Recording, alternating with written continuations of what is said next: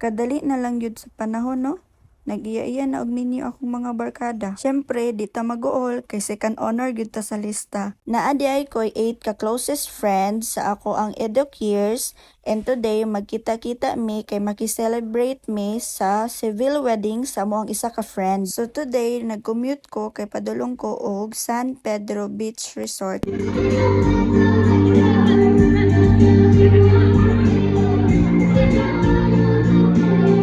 Syempre, kay wala man ta naka-attend sa ceremony, then unsay dugayan? Direta sa kaon ditso. Kay taas pa man ang linya sa food, no? Nagpicture sa dayon mi sa photo booth para naa may remembrance ani na day.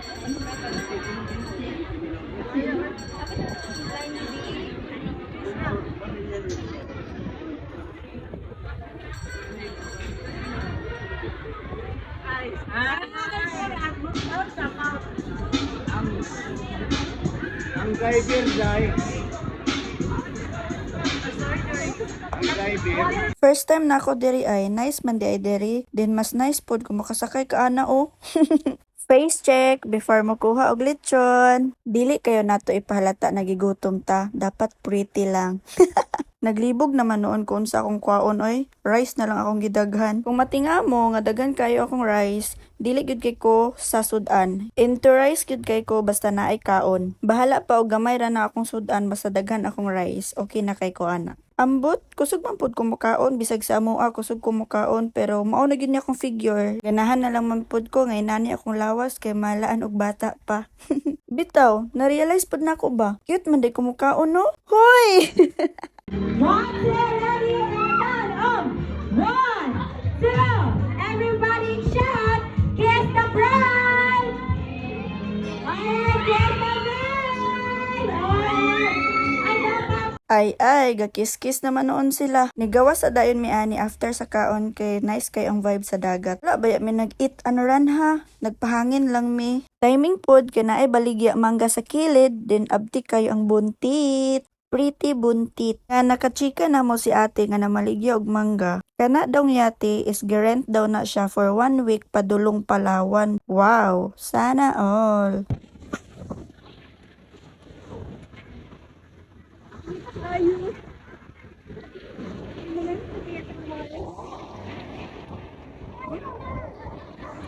Ay, ka nice. Pretty kay mi sa souvenir. Nag-picture taking na dayon mi kay after ani mag-iya-iya na mig panguli. Depende na lang good kung asa pa kami dadon sa among mga tiil. Kay naka-decide man mi nga maglaag sa aming syudad. Nilahos na lang dayon mi sentrio para mag-stroll. Then gitry din namo ning trendy na yogurt dairy. Og ang akong pagbasa ani kay lawlaw. Lisod pud letter L gyud na yaw-yaw di ay. Okay lang, lami man gyapon, mura ra gud gyapon yogurt.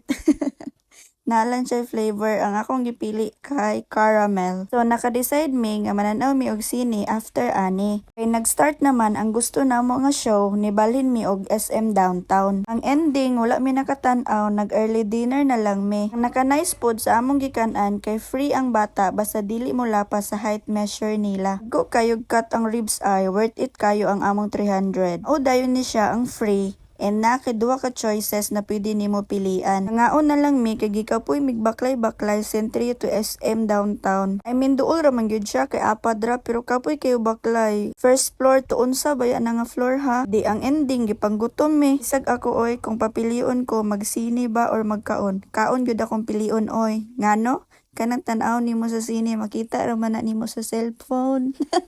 Lagi tinuod baya na kadi pod ilang scallops kay lami kay tanan ay as in 101%.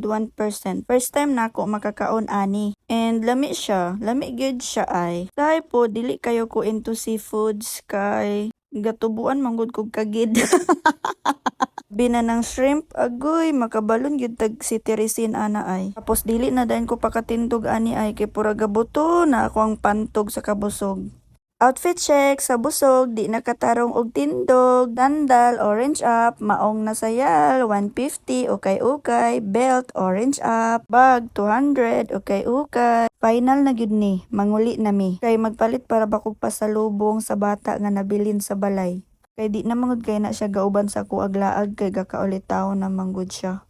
So gusto na lang niya nga pag mulakaw ko, magpapalit siya og makaon. So karon naglakaw ko, so nagpapalit siya og Jollibee para inig uli daw na ako magkaon siya.